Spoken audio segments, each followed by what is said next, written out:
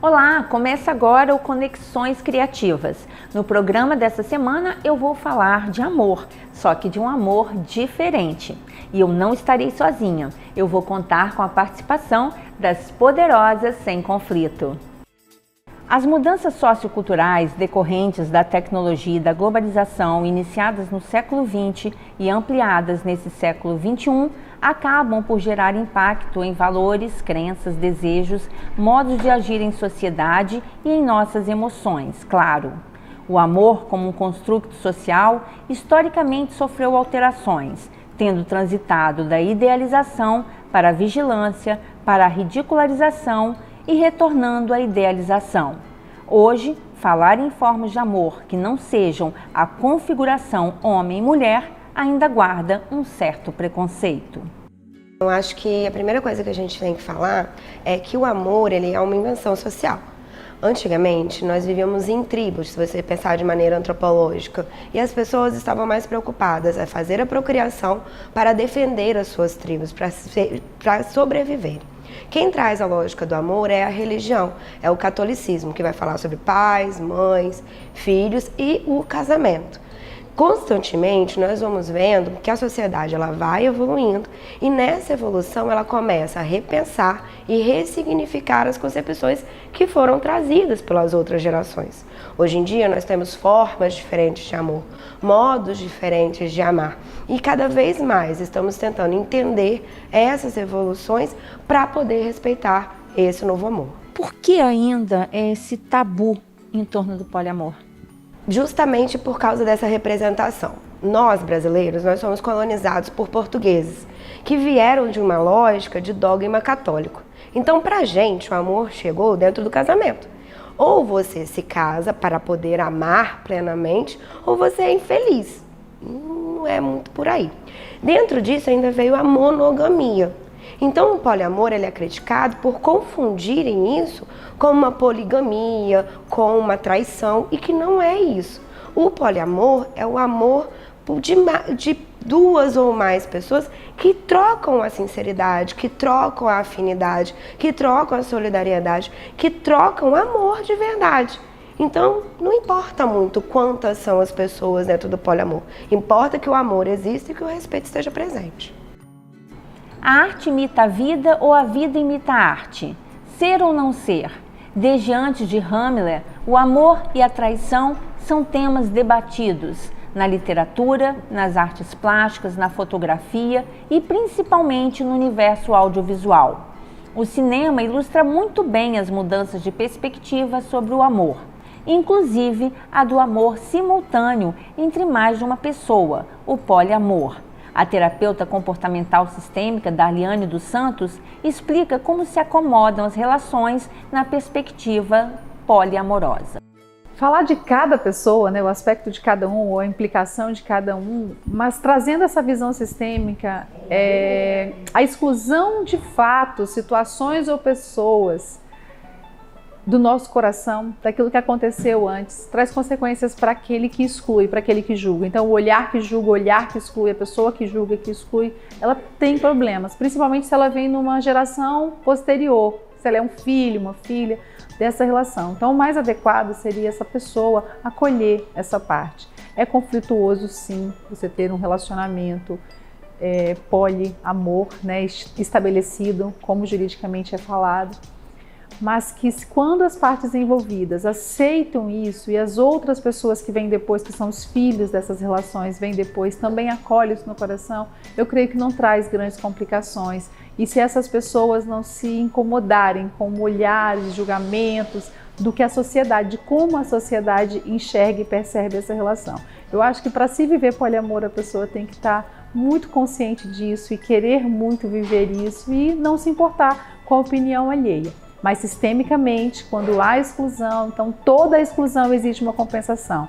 Então se eu excluo um fato, seja um aborto, seja um assassinato, qualquer coisa que seja excluído do meu sistema, escondido, não se fala aquele tabu, aquilo fica voltando e voltando, segundo a minha experiência e também Bert Hellinger, que é o criador das constelações sistêmicas.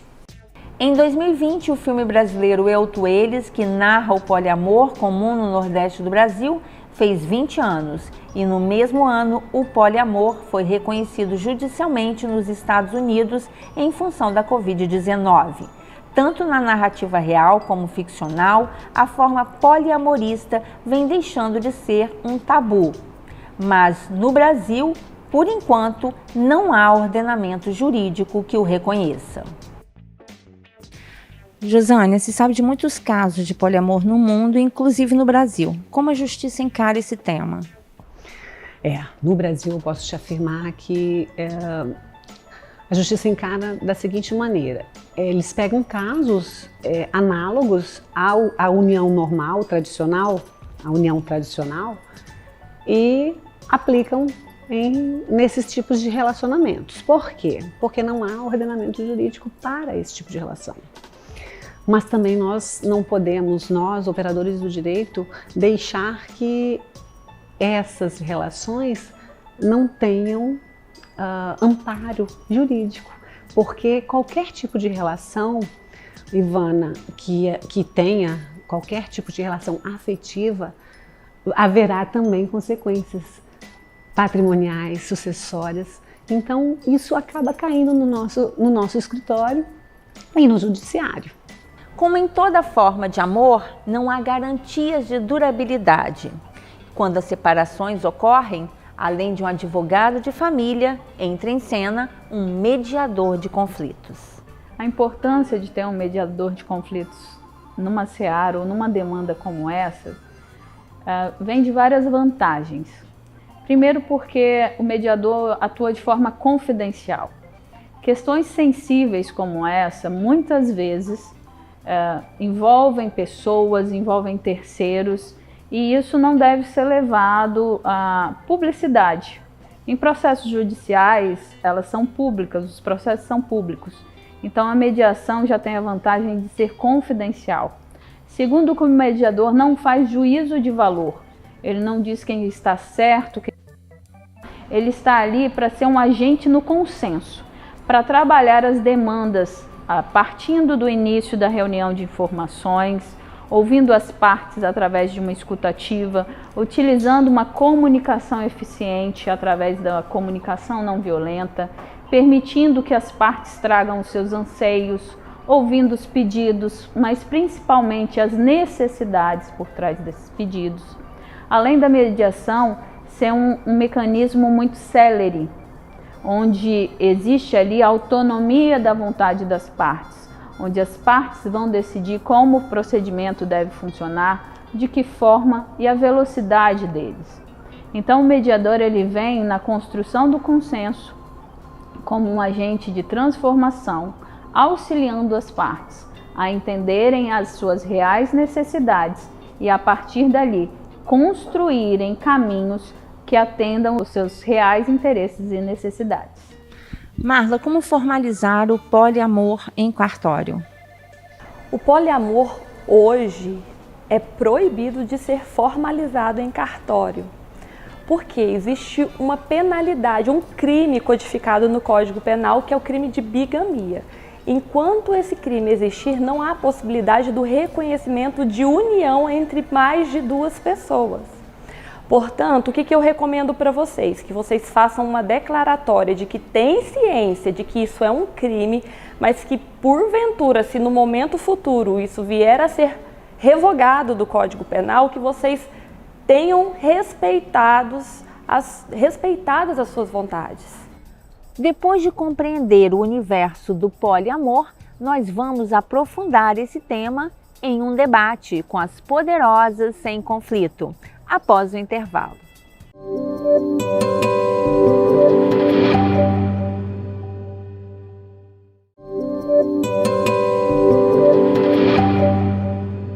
De volta do intervalo, nós vamos conversar com as poderosas sem conflito.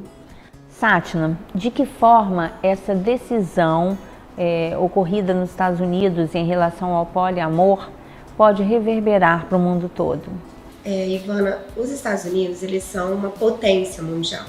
Então, normalmente, eles são grandes influenciadores dentro do comportamento humano. Aquilo que eles vão fazendo, produzindo, acaba reverberando em todo mundo.